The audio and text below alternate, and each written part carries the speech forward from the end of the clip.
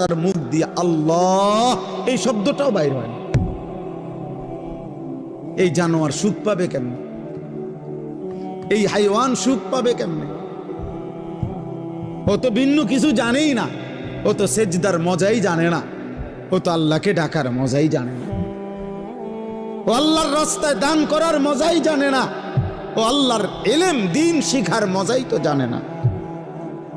বড় পীর আব্দুল কাদের জিলানী রাহমাতুল্লাহ আলাইহি বলছেন, দুনিয়ার রাজা বাদশারা যদি জানতো আমি আব্দুল কাদের রাত গভীরে তাহাজ্জুদ নামাজে যখন সেজদা দেই, আমার এই কপালটা যেটুকু মাটির মধ্যে যখন লাগে সেজদাতে, উনি বলেন আমি তখন যেই মজা পাই, যেই সুখ পাই, যেই আনন্দ পাই, আল্লাহর কসম তিনি বলেন দুনিয়ার রাজা বাদশারা যদি যা টের পাইতো তাহলে আমার থেকে বন্দুক ঠেকাইয়া ওই সুখ ছিনাইয়া নেওয়ার চেষ্টা করত।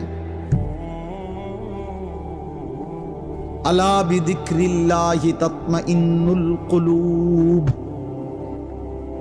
রব্বুল আলামিন বলেন আমি ওয়াদা দিলাম আমার বান্দা যখন আমাকে ডাকবে আমি তার দিল প্রশান্ত করে দেব।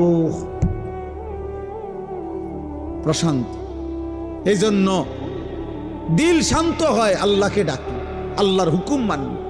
এই জন্য যার স্ত্রী আছে হালাল পবিত্র স্ত্রী, তার দিল শান্ত হয়, সে এক নারীতেই তৃপ্ত হয়।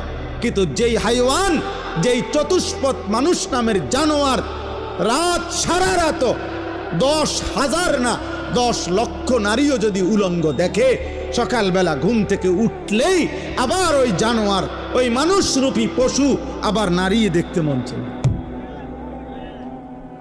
তার কোনোদিন তৃপ্তি নাই,